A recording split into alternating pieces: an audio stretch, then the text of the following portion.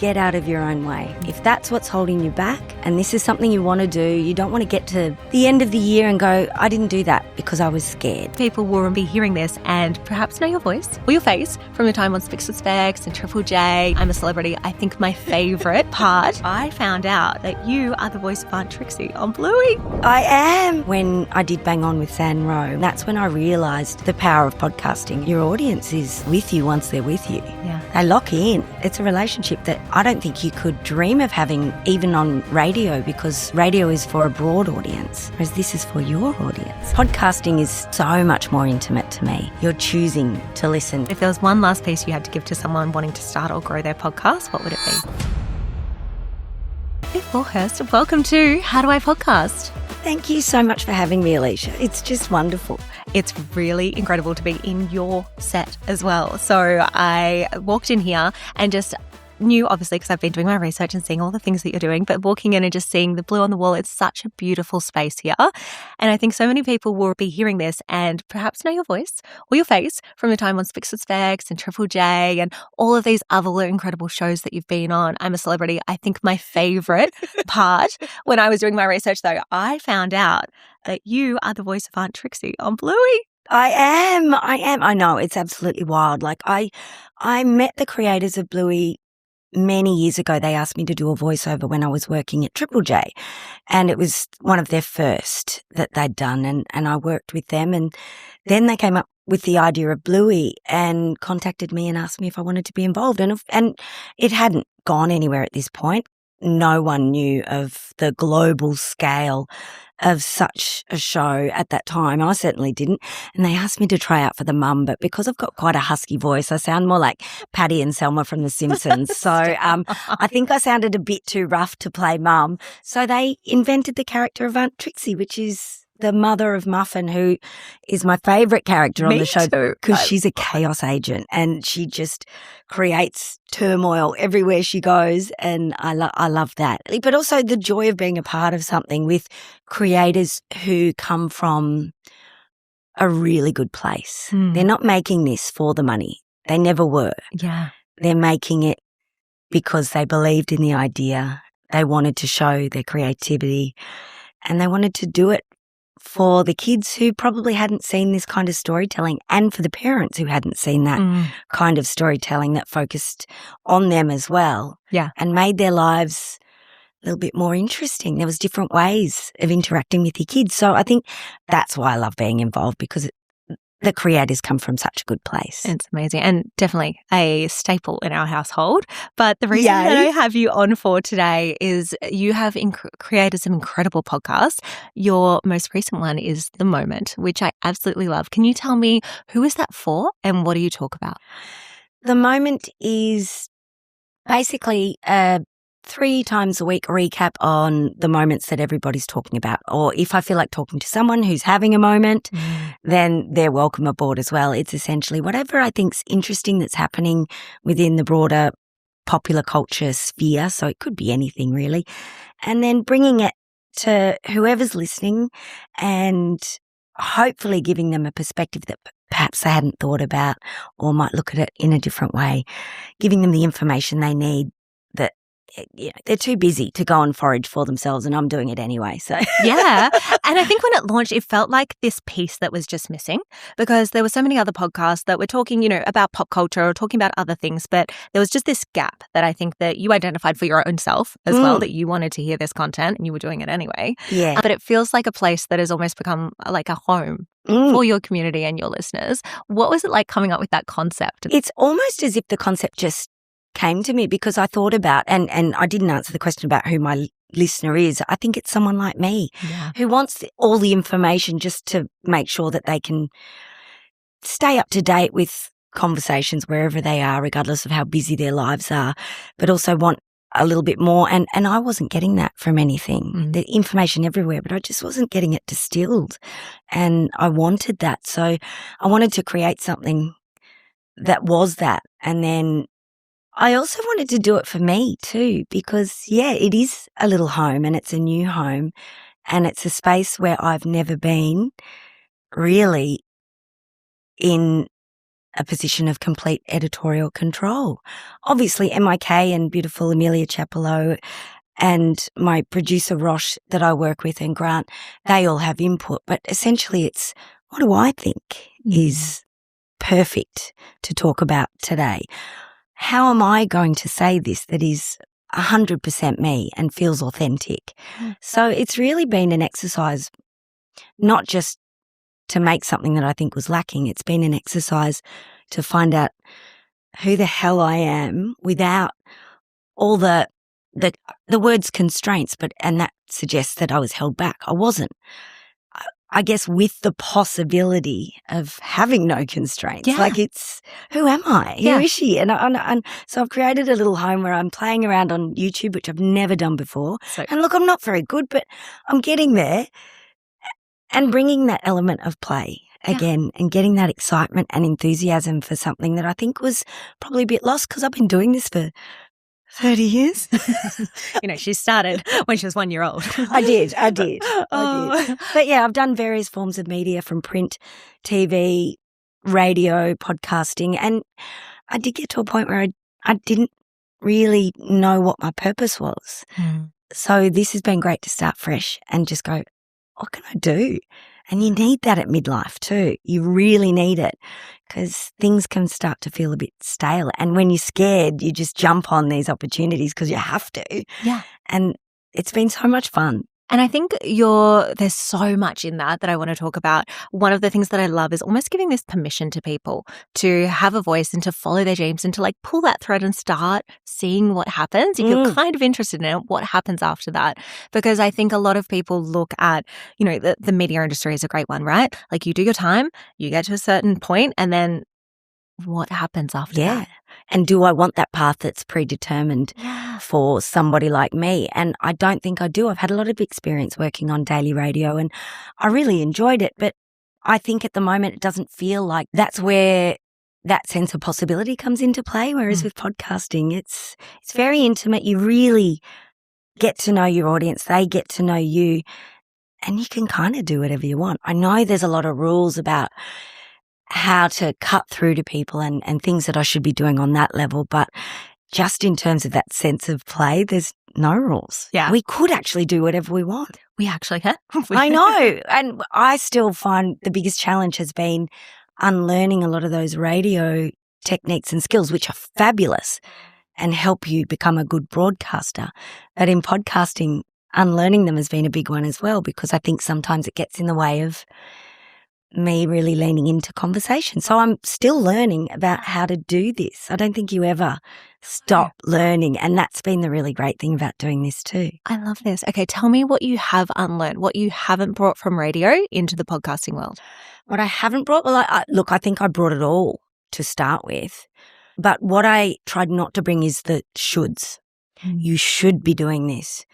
And that negative self-talk when you don't. Obviously I brought that with me at the start and I'm still doing it. I'm like, oh, you should have done this, you should have done that. There's other ways of doing it. I just have to learn how to be comfortable with what has happened in that moment rather than having to tick the boxes about what was expected, i.e. it went for this amount of time. Yeah. I got this bit of information out of them. I achieved that goal I set for myself in my head.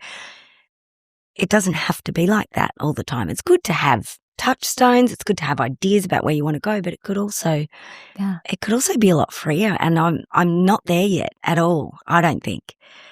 But I want to get there, and that's where the learning comes in. And it's really important to me to keep learning. Otherwise, what's the point? Absolutely. And having fun with it too, which you mentioned. Yeah. And we've spoken to so many creators now. And I mentioned this on another podcast as well. We spoke to Caleb Ralston. So he's behind Gary Vee and the Hormozis and their content strategy. And he spoke about whether you are someone who talks from an industry expert lens or someone who's learning along the way. And when you're learning along the way with your audience, they're kind of coming with you on that journey. And it makes it so fun. Absolutely. And it's like, oh, Myf's trying this new thing. And she's telling us that she's going to try this new thing. And actually, I like that. I should tell her that I really like that. Yeah. Which you do a lot in your podcasting as well. It's so beautiful. And I know it's something that is really heavily taught in the radio industry and TV is to bring your audience into the conversation with you. Use that language like, what do you think? And What would you do if this happened? Yeah. Is there anything else you do to really bring your audience into the room with you? Look, I think I just try and be as honest as I can. As the term is authentic these days, everybody uses it. For me, it's an honesty that lends itself to me being more comfortable presenting my reality to others, because I grew up in that generation too, where yes, we've grown up online, but we didn't share the way following generations do. When I'm not comfortable with that, and I've had to learn how to be more comfortable with it. And I think that's been a really big part of this, and wanting to share that experience. Like it's not easy all the time. What's been the reception when you have been authentic though? Oh, it's amazing. Yeah. People really appreciate it. And it's not vulnerability for clicks or for likes or anything like that. It's actually vulnerability because it's important to me to show that side of myself at this point in my life. It's taken me this long. And in a way, I've always been myself, very much so. That's why people apparently like me on Spicks and Specks. But that's a very small dose. This is a very long dose for me every single week to be who I am. And I don't think I could carry it off unless I was completely authentic. And so that's been the big one. Do you think that you were on I'm a Celebrity as well, where you see so much of somebody's life, did that help you to be more authentic with what you shared and I guess show more than you would usually share? Absolutely. Well, there were cameras 24 hours a day, which is just wild. Like, you think about it, that is bonkers. I'd never done anything like that before. I'd actually just been sacked from a radio job, and gal's got to pay her mortgage. So I got offered the job and I took it. I didn't really think it through. But you are thrust into the jungle. People say, oh, it can't be real. You're not really in the jungle. And it's like, no. There's baboons as we're walking around. There's little monkeys up in the trees, and it's pretty wild. It's a lot. It's very confronting, and I just hadn't really lived in that very exposed way. Yeah.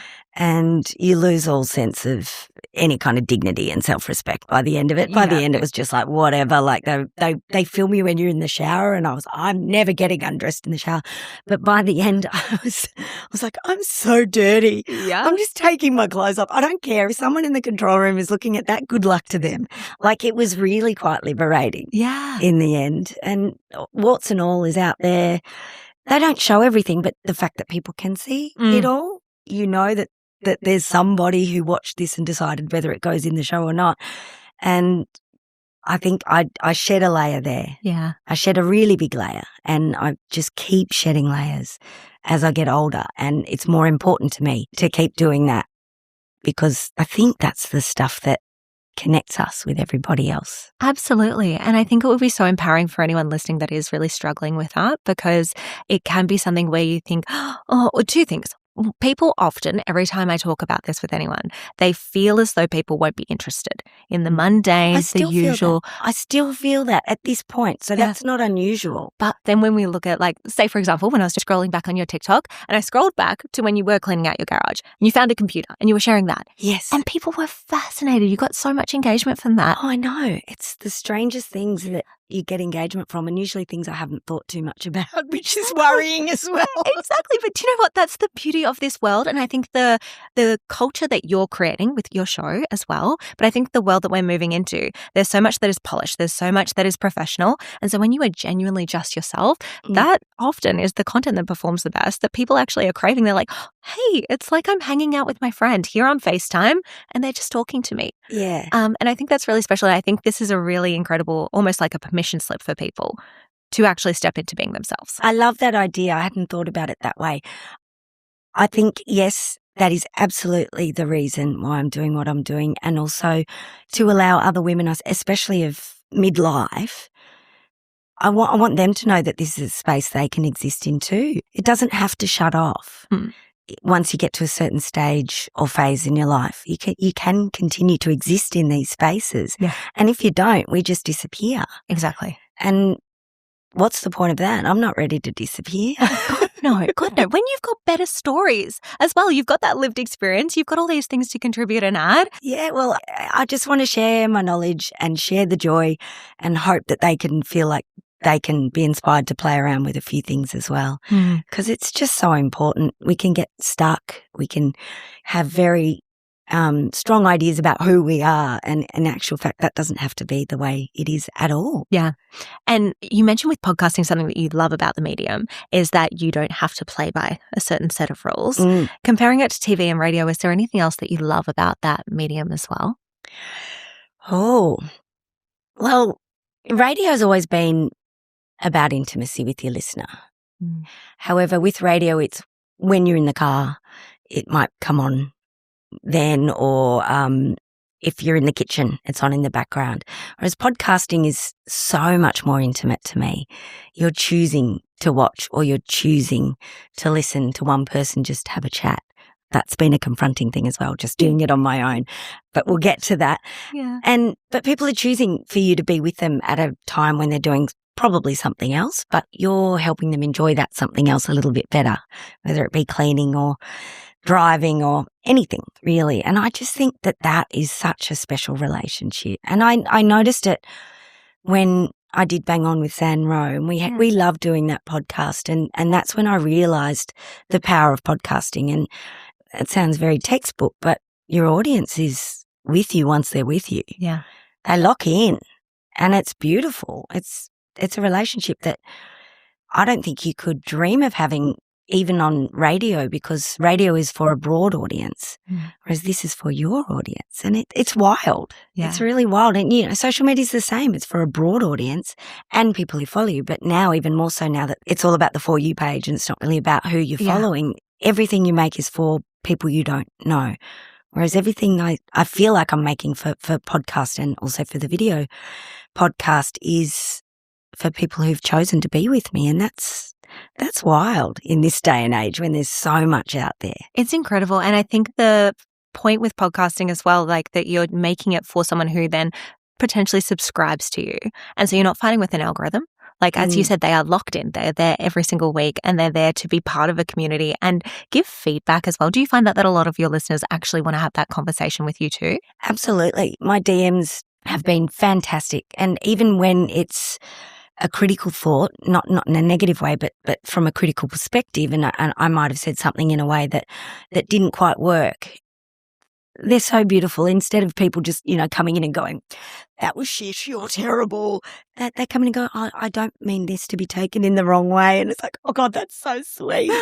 But thank you for giving me your 2 cents. And I take it on board. Yeah. And there's been a couple of suggestions that I've actually replied and said, I had not even thought about it that way. Thank you so much for your perspective, and I will do better next time, or I'll do it differently. And I think when your audience is invested, that's when you take criticism and ideas on board. When it's somebody who's not invested in you or even knows who you are, that's when you just have to ignore it. But I trust my listeners. I mean, they're on board with me, so I have to trust them. Yeah, that sounds almost like you're co-creating with them now. In a way, yeah. Which is really phenomenal. I love so many of the facets that you've built with the moment.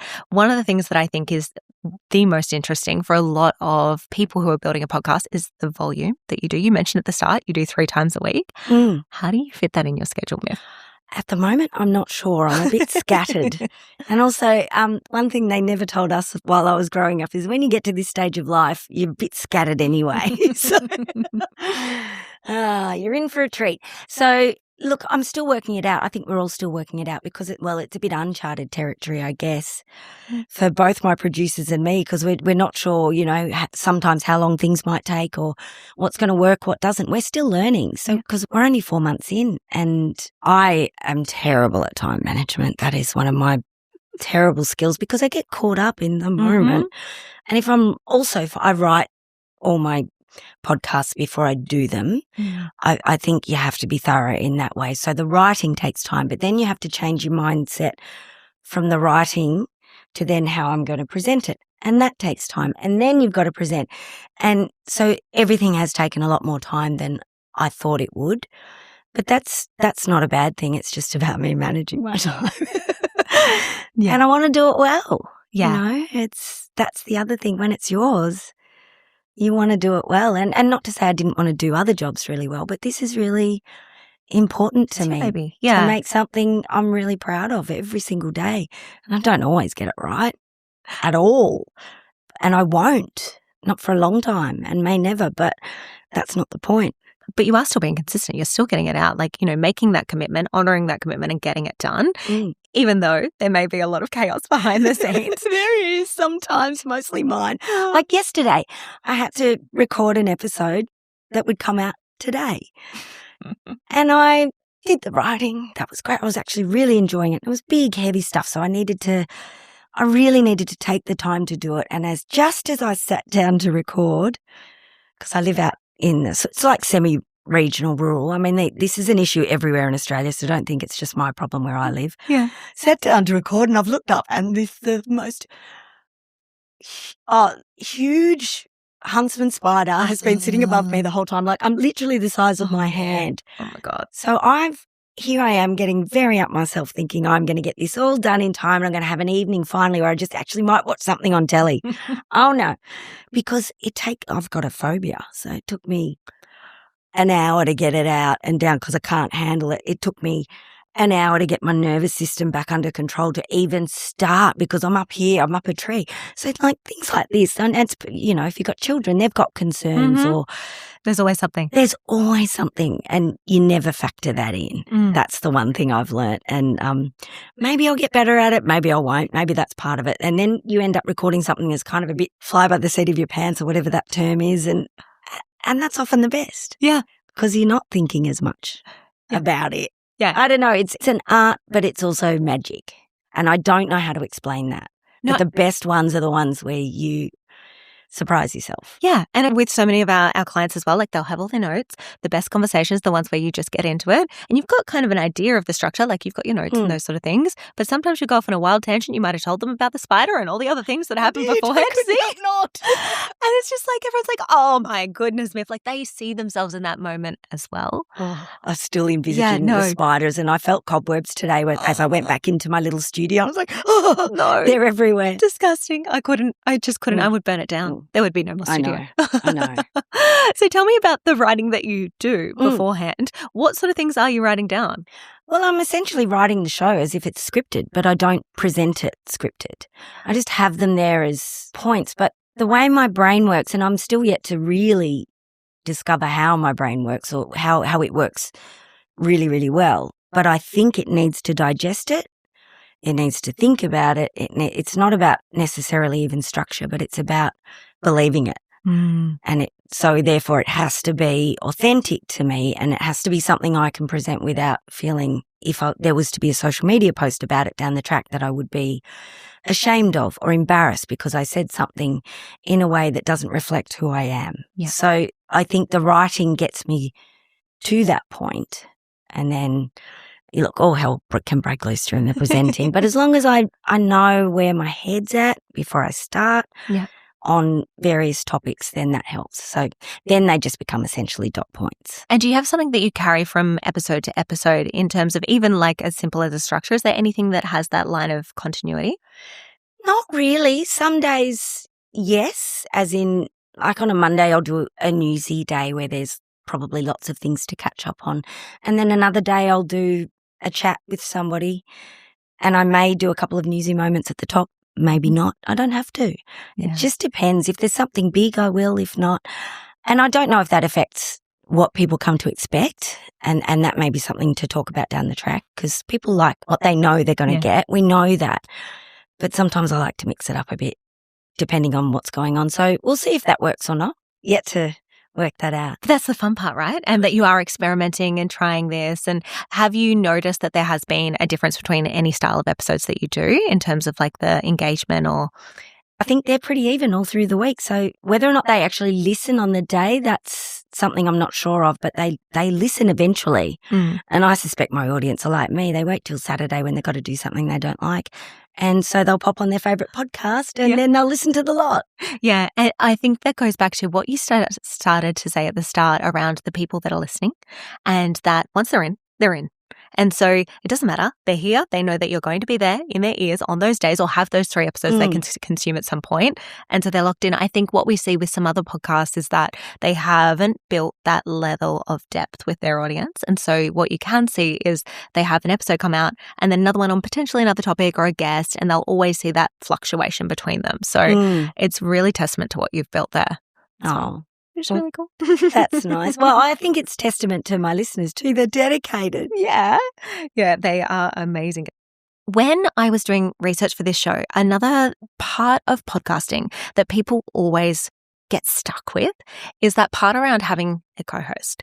Now, you had a phenomenal show called Bang On. You actually won Host of the Year in the Podcasting Awards. And again, radio, you've done TV, so you've had to work with other people for a really long time. The part where they fall apart is those differences of opinions, coming up with topics. What advice would you have for someone entering into a relationship like that? Oh, goodness me. I love working with other people. And this has been a bit of a challenge doing the moment because I'm not working with other people. I feed off other people's energies and, there's electricity when 2 people come together, and it can be in the best way. Mostly for me, it's the best way. Choose wisely, I think. Then it can be a positive sharing of energy or whatever it is. But I think, if you've got a co-host, it's like having a partnership, I think, too. There are times when you're lenient towards them if they're going through certain things and can't give as much at that time, and vice versa. Hopefully they'll extend that same grace to you, because not everyone's on their game 100% of the time, every time they show up. And I think really understand that it's about our humanity when we work together, and it's about it's just managing your expectations, I think, and enjoying it when it really comes together. Yeah. And stepping up if you need to step up and they can't. It's a balancing act. But I think if you choose wisely initially, then you won't have those problems. And what did you do, either in the past or you would do in future, to make sure that you're having really engaging conversations and you've got the topics prepped, but have those moments where it is an authentic reaction? Yeah. Well, you've got to let yourself be free. And I actually think it's a bit easier to do when you have a co-host. Yeah. Because you forget. Yeah. You're just having a chat. Yeah. And it's lovely. And you'll say things that you might not have thought about, or they'll get something out of you that you didn't even really think that that's what you thought about that particular issue. And I find that really interesting. The topic becomes alive. And that's been my challenge, though, with the moment, because I've had to make that topic come alive without that and talk to a camera as if it is a co-host, but there's no rest time to get your thoughts. Yes. Either. So I do a lot of stop and starts. But again, I'm still learning and it's all a challenge. But I think with co-hosts, it's just so much fun, and the laughter and the joy. That's why I love getting guests on too. Yeah, it does make fun. Has there been anything that you've brought into your own recording setting or studio that have made you have that feeling of like creating it and having those moments of fun and feeling that way, that you aren't just talking to a camera sitting by yourself? I just imagine I'm talking to my producers. Yeah. And sometimes I am, sometimes they're there. But it's as if I'm having that chat with them if they were with me. That's essentially what it is. It's brilliant advice. We have, with some of our clients, we will physically put a chair in the room with them, like an empty chair. It's a great idea. Like, that is where your listener is sitting.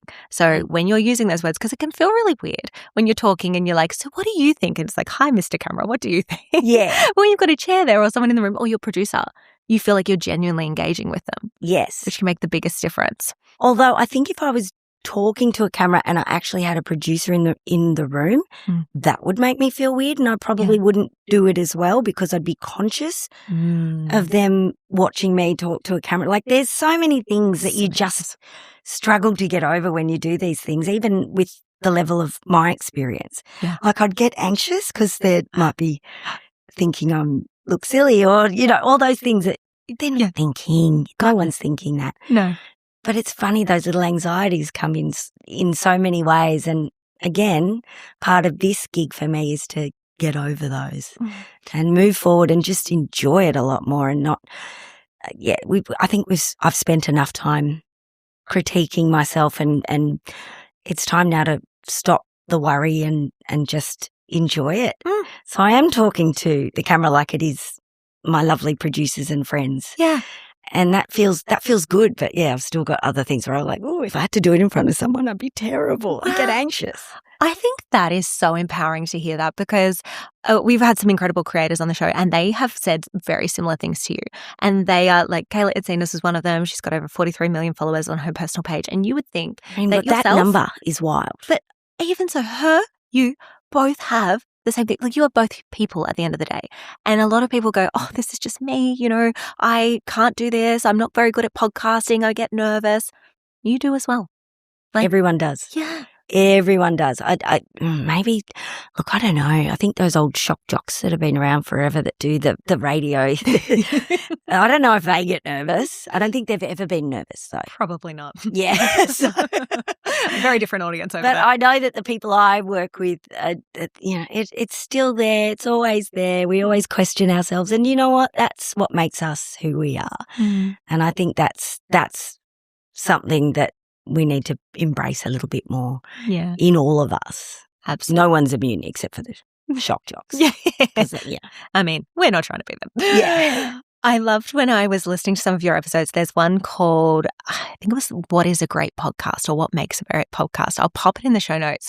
But I loved the entire episode. But talking about what is a good podcast, and you spoke about kind of the structure of that. What do you think makes a good podcast for a listener? Like that good listening experience. What do they need to have from their shows? I guess it depends on what they want from their shows. If they want to be informed, it has to be informative. Mm. But it also has to be more than just informative. It has to give a perspective and a personal opinion that allows them to broaden their own perspective. So they have knowledge and ideas, knowledge and future thought about, what if that? Knowledge and also confidence, because it gives people confidence to then go and speak about something that they might not have had an opinion on when they go out on the weekend. Yes. So for me, that's something that's really important. But I think for people that tune in for company, more so, and community, it's really important to lean into that community side of it as well. Like create that little family where people feel welcome and as if it's a warm place for them and a safe place for them. So yeah, I mean, there's all the technical side too. If it sounds fabulous and looks fabulous, that helps. But we found out in COVID that wasn't necessarily top line. People want it again, but if something mucks up, that's natural. Yeah. That happens. It's not the end of the world. I don't know. What else makes a great Myf, this is amazing. Like, is it? Yeah, honestly, because I think what I see is so many people, don't get wrong, but they don't consider the fact that even with something as an informative podcast, they just almost regurgitate that information. And that's the end of it. It's like, well, no, I can get that from ChatGPT. I can get that from Google. I could get that from anywhere. Adding that layer of a perspective on it is just that part that most people miss. And that's the part that builds you as a thought leader or someone who's actually someone worth listening to or a conversation that you can feel part of.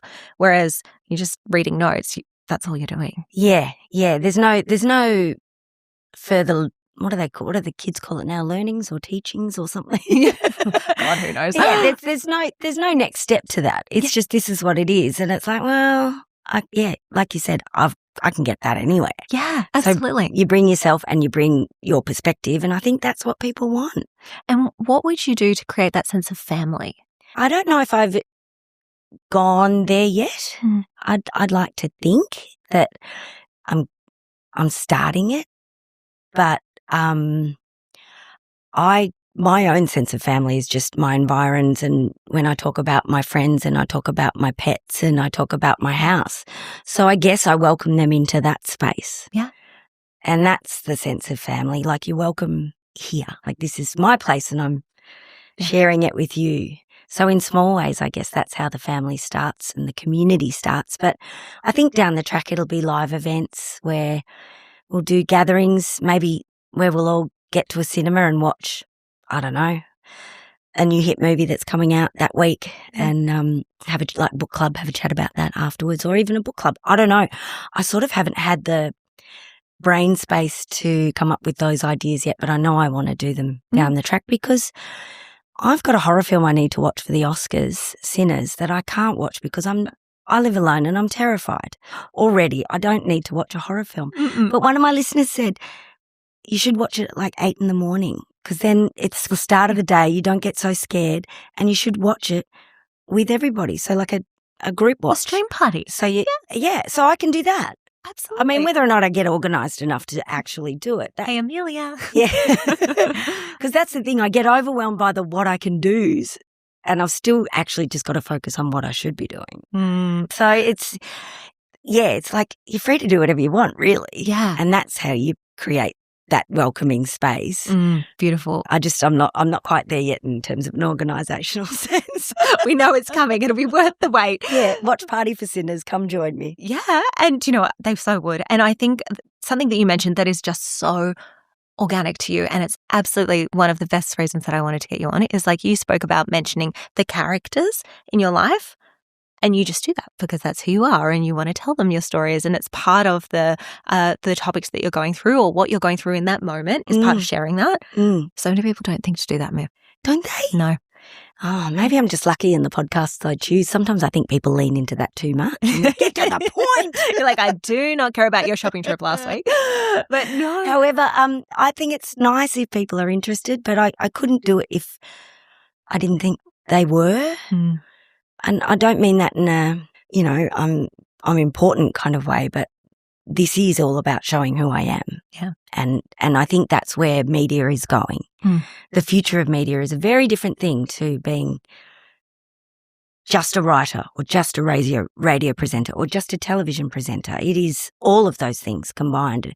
And part of managing that and being able to adapt to each different environment easily is to bring the one constant, and that's you. Yeah. And the more authentic you are, the easier the whole lot becomes. And you just get better at it. Yeah. And I think, hopefully if people like what I'm telling them, they're not too bored, maybe. I don't know. But I want to share that because that's going to help me in the end too be better at my job. You are on YouTube now as well, which is very exciting.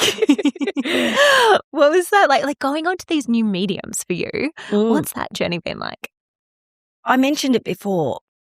Our generation didn't grow up where we put ourselves in front of the camera. It was not the done thing. You talked yourself down. We were Gen X. You don't sell out. You don't work for the man. You don't, all of those things.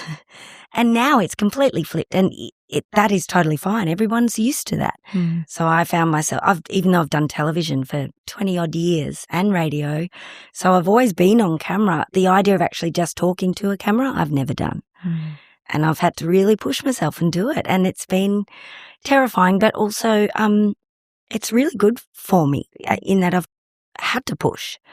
And I think when you push yourself, you find out more about yourself, and you also, I've got to let a lot of stuff go, and I have let a lot of stuff go about what I might look like when I say certain things. And I think this is why people love YouTube. It's because it's people just doing what they love and sharing their joy and their information and having a nice time. And if you're not doing that, then why are we doing it? What's the point? Yeah. So I've really had to get out of my own way to be confident in what's going out there.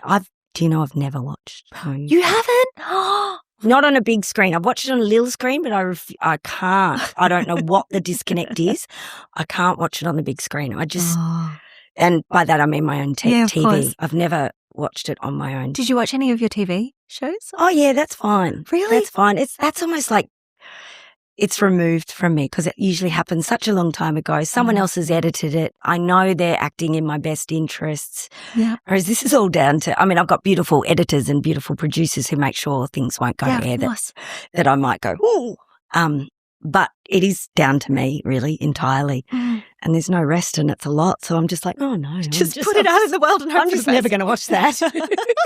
Oh my gosh. I imagine that most people would watch their own things on the telly. We have a combination of both. A lot of creators that I've spoken to, they watch so that they can get feedback for themselves. So Dane Walker is this incredible expert in the branding industry. And when I spoke to him, they sit down and they watch all together and analyze the episode to see what they could do better and what they could do differently. So it's a learning exercise. Yes, and I get that. And I can do that. And I think I actually do that while I'm doing it, because you are sort of looking at yourself. You do position yourself in ways that look better the next time if it looked bad last time, that sort of stuff. But sitting there, and I'm not yet at that spot where I could sit there and analyze my performance, because I don't think I'd do what I do if I did that too much. I'm still a bit too What do you think you would sensitive. change if you did watch it back?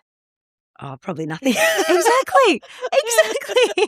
No, look, I do see other people are far more poised, and I see that they're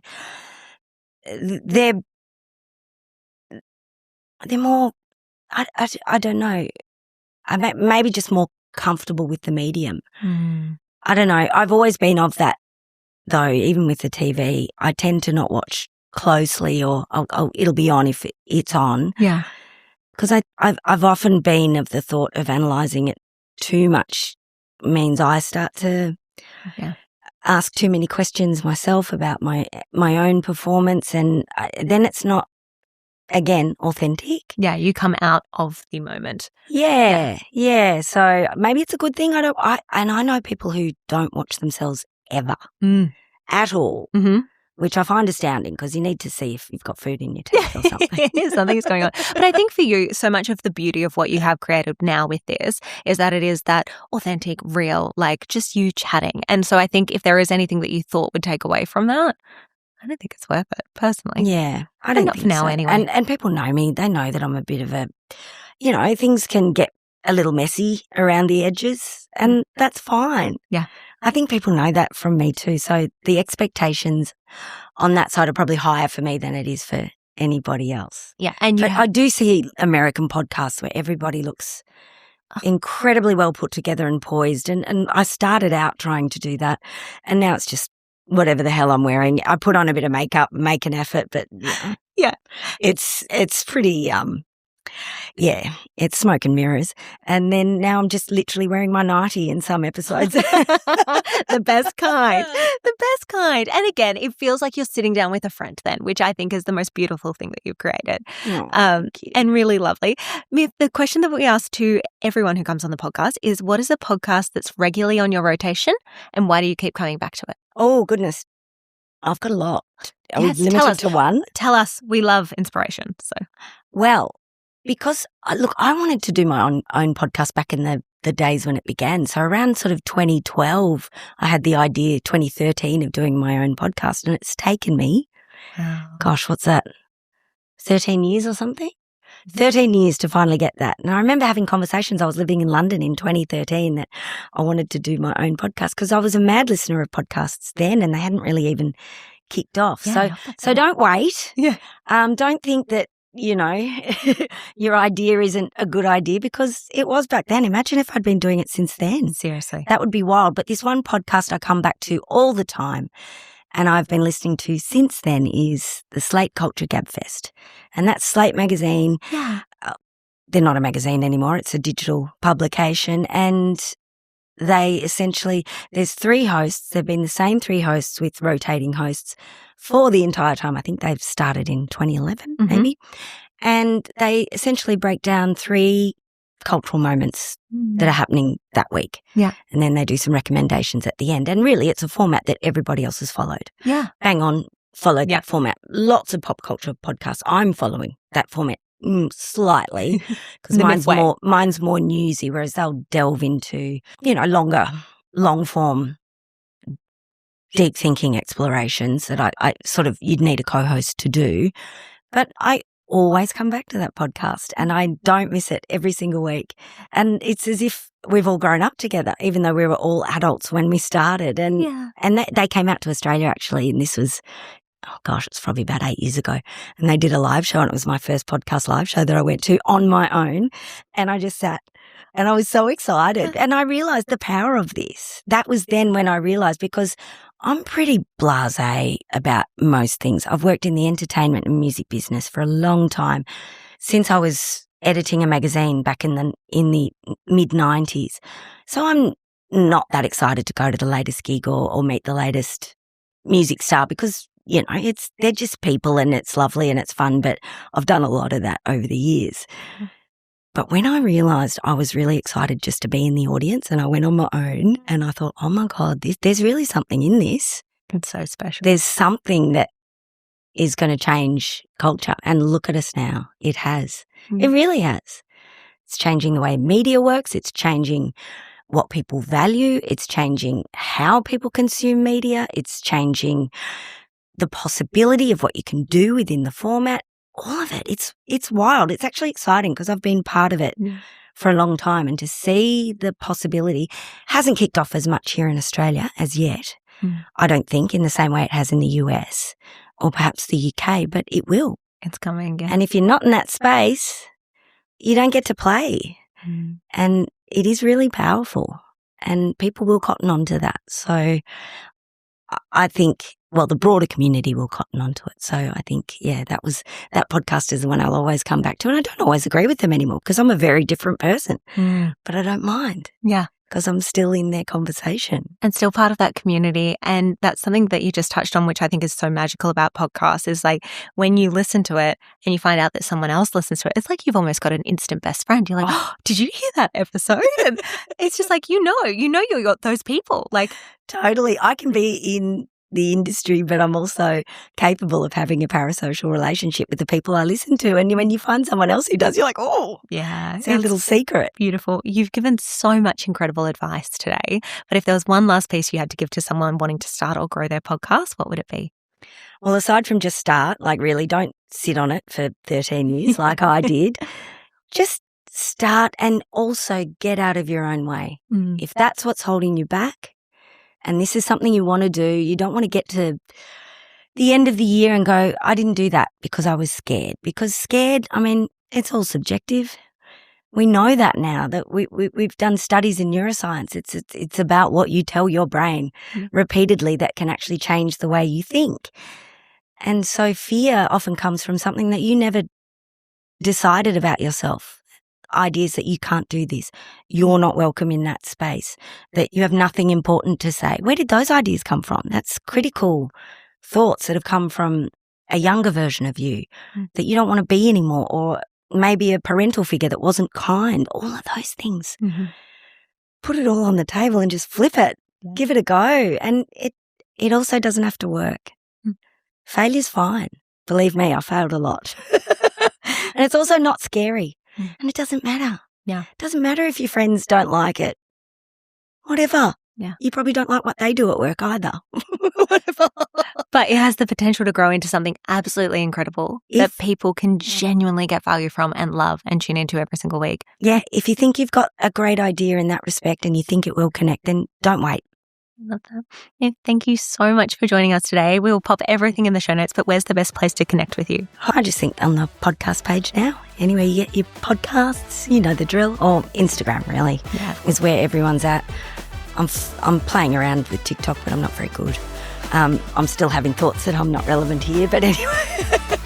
And Myf, you just need to get out of your own way. Oh, I know, but it never changes, and you've got to keep pushing. It's really important. Do the scary things. Yes. I love this. Thank you so much for joining us. Thank you. That was just so much fun.